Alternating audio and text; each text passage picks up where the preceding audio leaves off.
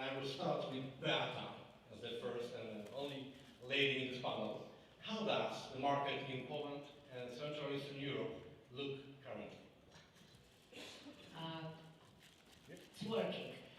Good morning, dzień dobry. My name is Beata and I represent Inwenta and Inwenta Interim Partners company. And probably you know my company, which we founded together with Monika 20 years ago. So thank you for introduction. And first of all, I would like to say that I'm very grateful that I can be here, and thank you, Polish Association of Interim Managers, for organizing this conference. It is very nice to meet all of you.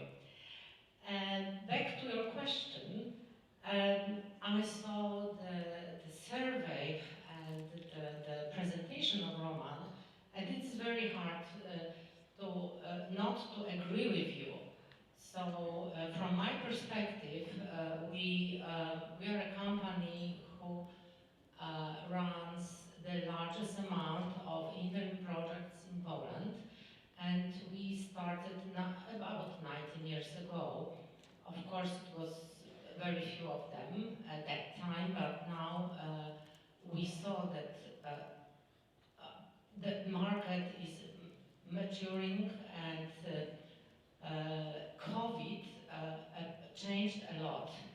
I mean, during the COVID time, maybe not in the first stage, but the second stage of the COVID, we faced blooming demand for interim managers. And from my perspective, the one data was very interesting concerning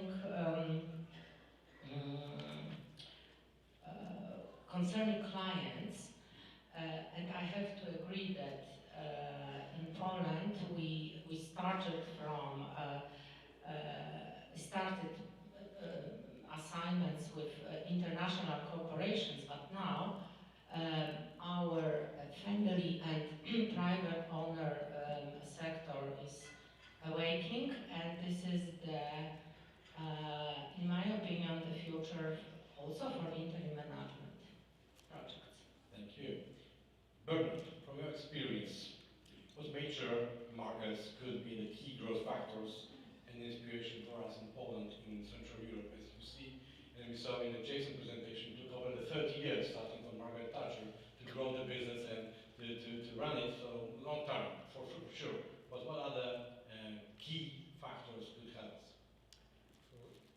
Thanks I'm very happy to be in this conference. Thanks to Beata for organizing it, and also very keen to share our experience on this interim market. I joined XPM 4 years ago after a career in the telecom equipment market. What I can say, I discovered this market, which is a very interesting one because it's a growing market, and as presented previously by Jason, the French market started a bit after UK market, Netherlands market. So we have seen the evolution of the market. And what I can say is share the experience of what XPM did, because on each market, if you want to grow faster than the market, you need to differentiate. And how to differentiate? We choose to differentiate by being positioned on the high end of the market, by building a specific organization where we are a partnership of specialists or former managing directors, knowing finance, knowing HR, knowing specific sectors, and we focus on this specialization because the market is keen to find some people, some manager, as explained by Jason, specialized and able to solve the problems.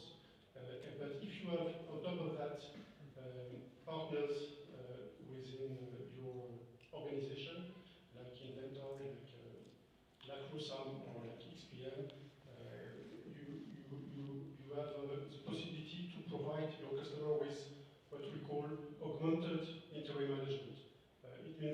it's not only a manager that you put at the disposal of the customer, but you provide also additional services, and you make sure that the result of the mission will be there. And that's why we defined our slogan on marketing. Our marketing positioning is experienced people delivering results, and that's key for success, because at the end what we expect the customer is people able to deliver results, to do the transformation at a quick pace and without side effects. And now there is a new term in the market. You have to continue to differentiate, and you need also to communicate on the market your specialties, and that's why marketing is very important.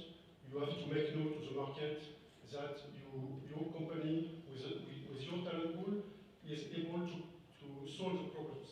So it means that you need to do some marketing, to publish some content, very value-added content, in order for the managing director or the guy in the company having the issue to identify that by interim management he can solve this problem. And that's also a way to differentiate and to grow faster than the market. Thank you. Talking about the growth factors, Jason, you can tell us what kind of analogies you can see in comparison to the Belgian market and the Central Eastern Europe region. Thank you. Am I on? Yep. Hello? Okay, I'm having technical problems today. Must be the jet lag. Yeah, thanks for that question. I don't want to be. It's not about being patronising. I think you are in a really exciting market. I think it's incredibly exciting. It brings back a lot of memories. I think, I don't know if your market's sort of 10 years behind as far as the size and growth and things, but you can close that gap within a few years. It's not all about size, but I think that what you have is you're the same place when it comes to quality. I've met about 9 or 10 executives this morning already in a networking session. The skills, the talent are there. The aspiration to work across Europe is very powerful, and as Bernard was talking about differentiators, that's a big differentiator. If I talk about Britain, UK, it's an island in more ways than one. There's expats around the world, but they're not interim managers. If I have a project in Spain or Germany or Hong Kong, there are some Brits there, I'm connected with them, but they're not interim, executives. Your ability, Brexit's, pain in the backside, for us, and I think it's hurt some of our export of interim managers. We were getting up to about 8 to 10% exporting our interims. We're down to about 5% now. So more reason why I need the Will Group to pick up the phone and I think the multinationals we work with, the private equity firms, and they don't want British expats and the cost of it. Those were the old days of flying somewhere and working, and we need managers that are already on the continent, in Europe. So I think the analogies are there, and again, go back to my presentation a few minutes back. It's that ecosystem coming together. We did that, and I think you're doing that, and that will bear fruit. So let's talk about the Central Europe perspective. Bohuslav, from your side, what makes Central Eastern Europe region attractive for the interim management market, for the service providers and for the experts as well? Okay. Dzień dobry, hello. Thank you very much for the invitation and the opportunity. I'm Bohuslav Lipovsky, the founder of CE Interim. I'm happy to see a lot of friends here and a growing number of participants. That just confirms what we saw, that interim management has a huge potential in this region and is growing extremely fast. Luckily, here locally in the CE, we do not have the issue with repositioning and segmentation because the market is on our side and we are growing. So why it is an interesting market? If you look just on the recent news, France is in recession. So the Western Europe, or Europe in total, is facing some difficult times. And at the same time, we are still growing. Poland is growing like hell. You've seen it on the development of the daily rate. Comparing to last year, the daily rate increased by 30%. So, is it an interesting market for everyone? Yes, for the interim managers, definitely. They, like Roman noted, they have survived the COVID issue. They have increased their daily rate by 30%. And what I'm happy about is that the percentage of interim providers, the business through interim providers, grew from 4% to 28%. So it is a growing market for everyone, for the interim providers, for the interim managers, and as there is a supply, there is also the demand. So we see a lot of relocations from UK, from France, from the high-cost countries into Poland and in general into Eastern Europe. We started locally with Slovakia, expanded to Czech Republic, Poland. Currently we cover more than 20 countries in the Eastern Europe, plus the Balkan region, so covering Romania, Slovenia, Serbia. So there is a growth, and the beauty of the market, of the region, lies in its complexity. You will see Pierluigi, an interim manager and our advisory board member. He's from Italy, living for 10 years in Serbia, did a project in Czech Republic for us, where he hired 2 interim managers. Not a single one of them was from Czech Republic. So it's a very interesting market for international interim managers as well. But you also to see the different side of this coin. Let's talk about the barriers. What are the barriers that can appear in the market and impact negatively of this growth? All of you. I would like. Oh, it really doesn't work. Yeah. Okay. Okay. The battery. So yes, the battery is low. I would like to add one thing. That please remember that Poland is expecting now recovery, national recovery money plan, and receive a lot of funds from European Union. So I hope it also it will be an impact for our economy. So hopefully we will face another blooming time. So Monica suggested that with the numbers that Jason presented, also Yes. there's a space for the public sector, maybe. Yes, because we have some experience with public sector before, 10 years ago, 8 years ago, and we hope that we can be back in this sector because this sector needs to recover and need to be more healthy. So this is our chance and chance for interim managers. The main barriers from your perspective, Bohuslav and Bernard? So what we can say is that this is a market that is easy to enter in. So you can find easily, you can start your own company, starting by chasing people on LinkedIn and providing experts. But what is difficult, and that's the barrier, is to grow over time and to become a significant player on your own market, and after that to deploy on an international basis, where you need partners and you need solid partners that you are able to.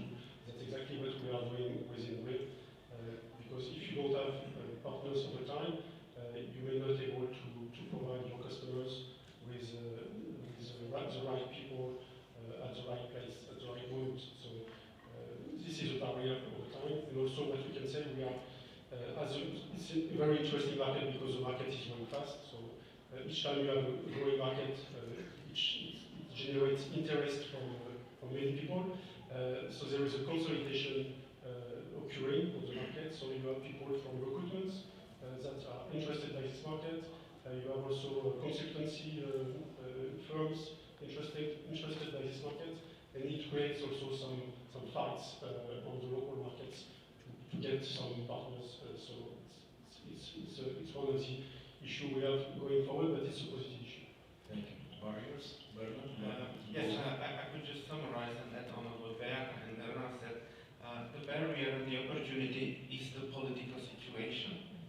Because the CEE, it's not just Poland. When we not talk just about Poland, but about the CEE region, you're talking about 10 countries that are member states of EU, and additional countries like Bohuslav, Montenegro, Serbia, that are not members of the EU.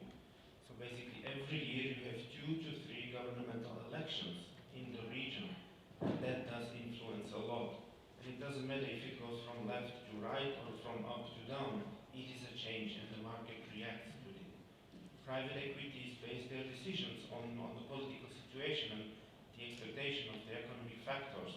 And it affects the investment, the relocation, the downsizing, the closures. So it's the political situation. And yes, Bernard, thank you for talking from the future. The growth in our region is becoming the barrier. Because we see a lot of newcomers that want to do interim providers, a lot of headhunters, etc. And they are basically destroying the market. So we're already starting to see it in the interim management pool that some interim managers decide to leave interim management because they have bad experience with the newcomers in the sector. Jason, your perspective about the barriers? Yeah, I mean, I think it continues to be in the UK, maybe less so, but it's that client barrier. There's that old phrase, you know, no one got fired for picking IBM. And it's, you know, the barrier is an organisation, doesn't have to be a large organisation, that's saying, you know, I'm more comfortable, you know, there's somebody that's at KPMG or, you know, I'm going to go with a bigger name. And I think brand comes really into that as a way to overcome that. And it's everyone working together, as I keep going on about, but the brand, the personal brand is the interim managers. They've got to really position themselves as, you know, an independent executive. You know, the CV, the LinkedIn, the case studies of the work you've done. You've got to start somewhere. It's a first project, a second project, and even a permanent career that you've had. You reposition that you know, change manager, that you've had results, you show those results. It's not that you just had, you know, 20 years in a big organisation and you did a great job and you got a, you know, gold watch at the end. It's about showing the achievements, measurable achievements, and that progresses you on to the interim. And then, you know, in the UK, a lot of the work comes through providers, you know, like my firm, and that will, I think, continue. You know, again, it's brand, it's, you know, Inwenta's brand, it's CE's brand, it's so that the end client, the hirer of that executive says, you know what, I definitely have the right person for the job. You know, I definitely know my you know, the barrier will be, the risk will be mitigated. I know they'll do a great job. Let's get them in. Sure. Sorry for my voice, because yesterday we had too long entertainment, probably. So that's why. But I would like to add that doing interim management, both candidates, from candidates' point of view and from service providers of kind of recruitment company view, so this is very low barrier of entering the business. So it is the barrier, and this is, we have, the barrier is the lack of awareness, the lack of standardization, and a lack of ethic. So we have to take care of these things. Thank you. Sorry, I just reacted both of them because it's an interesting topic. It's a CE Interim conference. So what's the future? What are the main triggers? Like Jason said, that it's providers and the role of providers, marketing and case studies and positioning. So what I'm thinking of, it's not a shift. How much business is going through interim providers in CE or in Poland? It's not a shift from 4% to 28%. It's the new market that we create. We are the pioneers. We are creating the market for ourselves. we'll continue conversation about the Central Eastern European collaboration in a minute. I would like to also give a voice for the audience. I have a long list of questions, but probably you do have all yours. So let's start with the mentee. Let's try for those digital native. You can search for this code, enter your question, and we will discuss in a few minutes. For those who are not used to Menti, we also have a standard typical Q&A session at the end, so to allow you also ask some questions. So let's continue about this Central Eastern Europe collaboration, international collaboration in interim manager projects. Do you see really the potential for that? Do you really see the chance for this collaboration between France, UK, Central Eastern Europe, Serbia we mentioned? I also was working there. Yes, we see, and this is the proof that we meet together today. And we already have been doing international cross-border projects. And because the economy for CE region, we expect this economy will bloom, so we deeply hope that we can exchange not only knowledge and experience, but also assignments and interims. One significant part of the interim management market is the industry, and obviously there are many projects that interest the east of Europe, and we already did some very significant projects in the cross-border, as you mentioned, Beata, and I think it will continue because, as you know, industrial project exists also in Asia, but it's far, the quality is not necessarily at the rendezvous, and we have many things to do in the industry part, I think, going forward. So, after Brexit, Wow. UK? Yeah, I mean, this is, I'm obviously very biased and very passionate about the Will Group. An example, Canon is a very good client of mine in the UK, and I've worked with them for 20 years. Every project was, in the UK, and very good. And then out of the blue, one of the directors said, "I need your help. I don't know if you do anything outside of the UK. I think I read something on LinkedIn that you were in Shanghai for a Will Group conference." And I said, "Yeah, I know. We've got a whole footprint of partners we work with." They said, "Well, what about the Czech Republic? We are closing down our document process outsourcing business in Slovakia and the Czech Republic and handing it over to a new provider. And it's a very sensitive, project. And we need 3 or 4 transition managers. And that's not something you do, is it? So it's very much about, well, yes, I can. I can help my client with an amazingly unique solution, sort out their problems. I don't want to have an office in the Czech Republic or Poland. The whole idea here is that I partner with the market leaders. We partner with the market leaders that understand the talent, understand the cultural differences, are close to you. It's all that personal touch. I think that's really coming back after COVID. We're meeting our interims. We're doing less Teams calls. We're back in the office. It's a personal thing. It's low volume. That's why I said about the UK public sector. It's now stack 'em high, sell 'em cheap, and they use a lot of interims, but they're just bunging them in there, and often they're good. But I think the ones that want that personal service, the interims are working more in the private sector, where it's much more of a relationship that we all have to understand the brief, understand what's needed.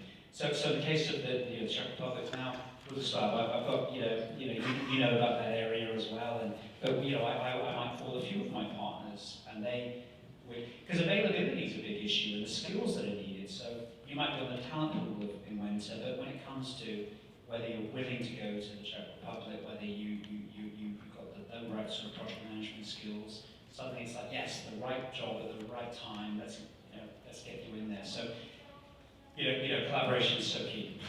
Thank you for finishing this part. Yes, so definitely there is a room. If you just look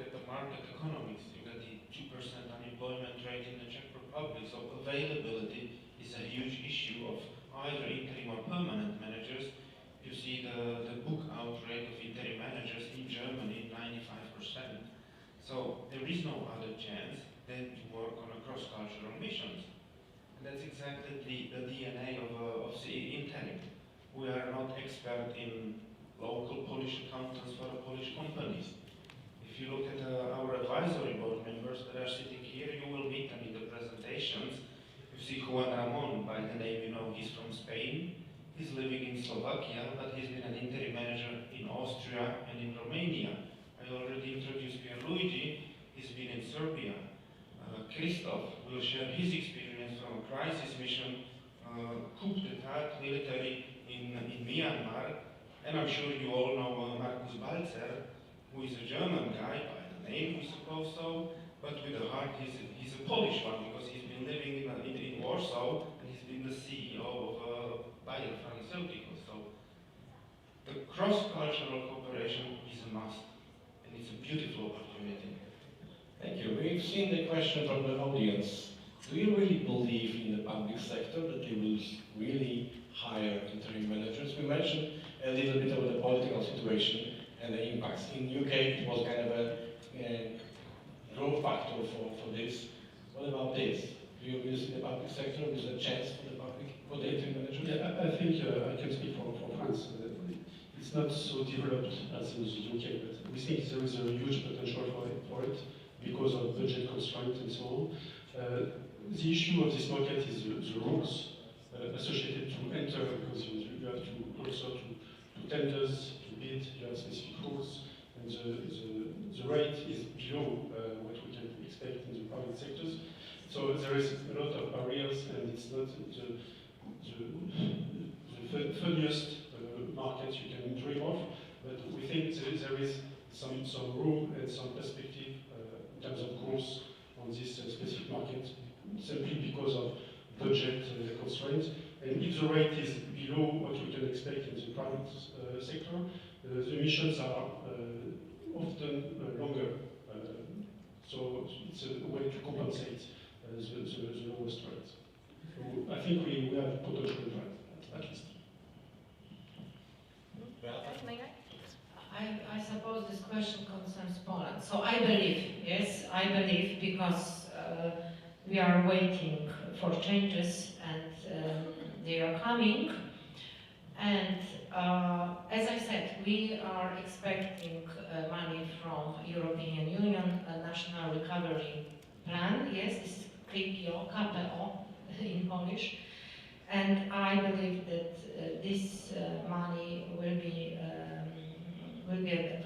a significant impact also for public sector.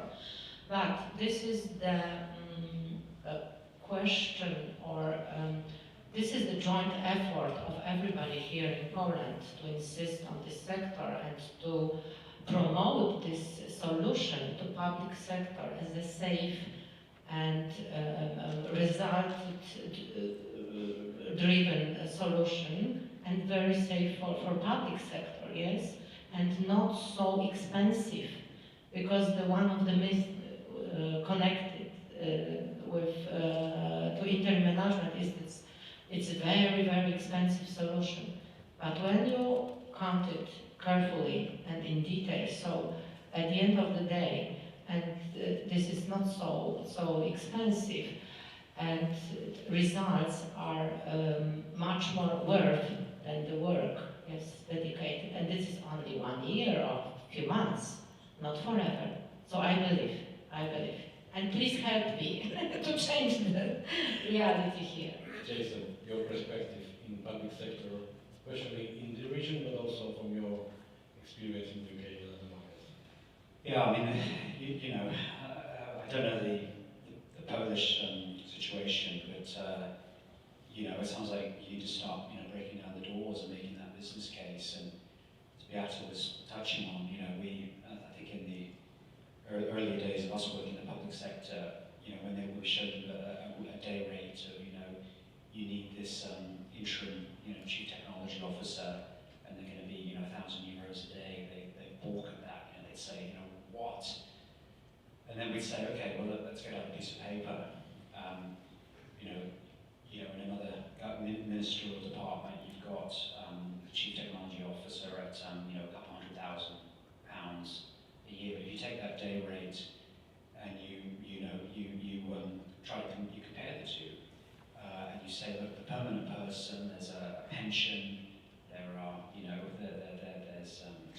etc. There's other costs that happen on your payroll. You then divide that by the 210 working days, and you come up with a rate that's actually very similar. But you're getting somebody that's overqualified, that's available immediately, that brings in those those unique skills. One thing I was thinking about with your market and acceleration, and we're looking at a new digital marketing agency in the UK that's based in Poland, and it's that differentiator, and it can be in any area, whether it's finance or the example I'm going to give is technology, but AI is very hot, and we're going to set up. We've got a new partner joining our firm, April 1st, called Paul Wilkins, and he's going to run AI for us. And we've got already about 6 or 8 top interim AI, chief AI officers that can go in on an interim basis into organizations. But there's going to be a whole lot of new rules around, new roles around AI, whether it's program managers, product people, ethics, people working in the ethics of it, people working in data. And again, it's that differentiation, and I'm sure when you position that, whether you do or the providers do, in government they'll say, oh, I'd like to have a chat with you. It might mean you come out of it with just what I call a more sort of mainstream role. But it's about tempting them with something that's very cutting edge. Thank you. We have a question from the audience, especially to Beata, but we can extend to other participants. What do you think are the biggest mistakes on Polish interim managers entering the market? Our biggest mistakes. I think it's the question we can answer, all of us. I think not being prepared enough, not educated enough. This is the attitude that this is a kind of adventure, or I'm very, very tired and now I would like to have a break and make something new, something different. And I think these are the most mistakes we make. But providers, yes, we are here to help you. How to start, how to perform, how to do projects in proper way, and how to educate, where to look for help, for assistance, yes. I can say in name of my company that we completely stopped recruiting interim managers. Yes, we outsourced them, and we help both sides. I mean, clients and candidates, interim managers, to do projects in ethical way and following all methodology, and with trust and with cooperation. And this is because when you recruit people and you place them on a position, so sometimes you forget about these people, yes, and the projects they run themselves. So we don't want to do this, and we would like to cooperate not only with interim managers but also with our clients. Thank you. Other advice? I think the biggest mistake is you just talk too much. And I tell it to every interim manager before the interview. You got 20 minutes to listen to the client, to understand the situation, why he is there, and what he expects from you.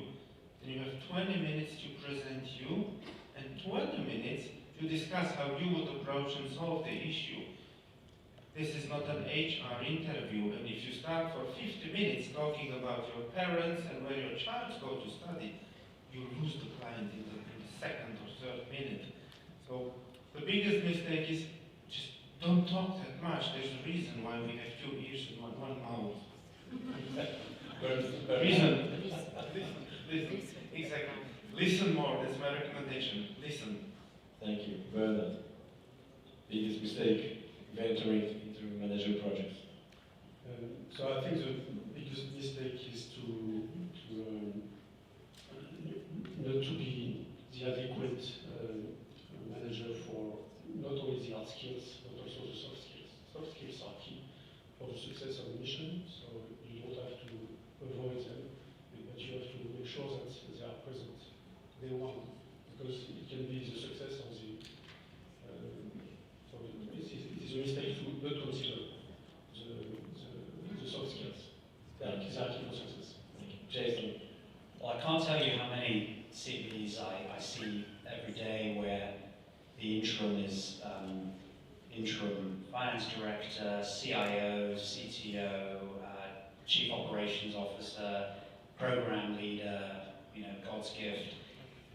I mean, what I'd say is be really clear on your professional product, and that should probably be one thing. Now, you might have another version of your CV, and 5 years from now, some of the interim managers, the people in this room, are chameleons. You'll move with the times, you'll develop, you've got a lot of tools in your toolbox, as they say. But on LinkedIn, with the CV, so we'll put a newsletter out and we'll say we've got these jobs we're working on, interim program director in Prague or something. When you reply to us, address the brief. It takes some time, or when we speak to you, we want to focus on that specific brief. And it's, like I said, it's time consuming, but it's that real alignment of what you have with what the clients need at that time. So I'm just saying, avoid being everything to everybody. And I guess it's called pigeonholing, but I'm afraid that exists. Maybe a good opportunity now to invite everyone to the workshop we are organizing as a follow-up to this conference, where I will talk explicitly about the positioning, the presentation, the communication, how you can be successful as an interim manager. And even already answering the next question, not only in Poland or CEE, but also in Western Europe. So feel free to subscribe and attend the workshops. So if I could add, we have a workshop in the UK that's been going. We have put about 4,000 people through it, and 58% of people do not go on to becoming an interim manager. They often think, oh, this is going to be great. I can spend 6 months working on an exciting project and 6 months sailing around the Whitsunday Islands or something. It doesn't happen that way. It's hard work. Sometimes the rates are lower on a particular project. Sometimes they're higher. It's tough. I was an interim manager for a couple of years, and it was the right thing at the wrong time, and I failed at it, and I ended up joining an actual provider firm. We have a module called SSB, Serious Small Business, and the successful interims, they look at their serious small business. They've got to be the HR director, the ops director, the business development director of their own little business, and that includes things like professional ways of setting up a contract, time sheeting, all the things, the technologies, all the things that clients would expect for you to, have things set up, compliantly. Thank you. We have a question from the audience, but let's wait a minute and discuss a little bit about the sectors and in what areas might foreign investors and clients be interested in the interim managers in the Central and Eastern Europe. We mentioned a little bit about the AI, about the factories, serious small business. What else? Kind of sectors? Yes. And specializations? Yes. Okay. So we do assignments mainly in production, in banking and finance, and also in non-food and non-food production, as I said, and FMCG sector, and positions are like this, mainly operations, general management, all positions connected to production and supply chain, logistics, etc. Also a lot of HR assignments, and the last but not maybe not the least, sales and marketing. The same in the Central Europe? Yes, I would confirm this. As we've seen on the survey, there's a surprisingly high level of female interim managers in Poland, and that is very specific for Poland. Why? What's the reason? Because there is such a huge activity of investment and relocations and mergers, acquisitions. You need female human resources managers that understand the soft skills, that are better in soft skills and in post-merger integration, in harmonizing the different cultures and bridging the different cultures.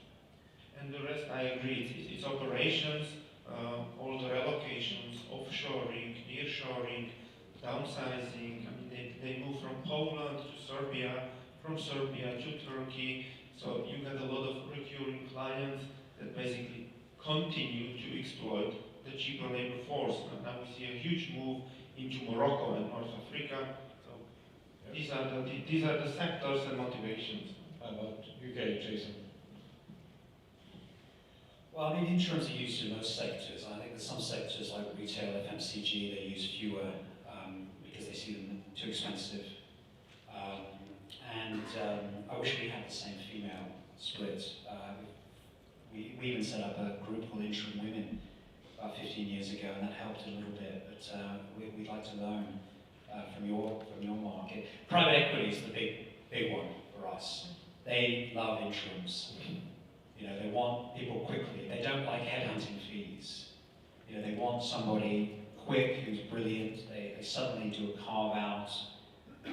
They want those skills. They want somebody, you know, really fantastic. They'll pay, you know, 2,000 to 3,000 euros a day for a good interim CFO.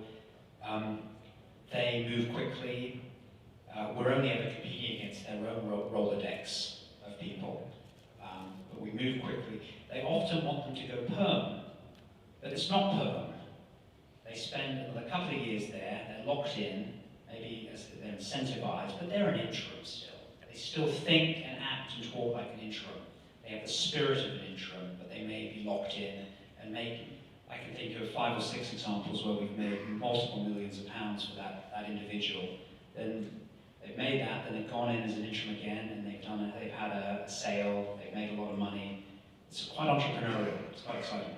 Thank you. Bernard, something to add? Yes, so in our figures, HR, finance, industry, and IT represent about more than 60% of the missions that we manage. And in terms of sectors, that's about the same. We have sectors like lux or industry, where they are very keen to work with interim manager, less in the distribution sectors because of the cost of the interim, and also in large projects where you need specialized people for long assignments. Thank you. We'll finish this session with the last audience question. What is your take on liability that the interim manager is facing, especially when signing and working on difficult contracts and contacts with the corporations abroad in foreign countries? One sentence, just to finish. Do not ever sign a contract directly in such a situation. Always use the advice of an interim provider who has the right positioning, track record and experience. That's what we are here for. Okay, nice. So we try to avoid this situation by having local support and local contact. So we try to avoid this situation, which can be very delicate. Okay.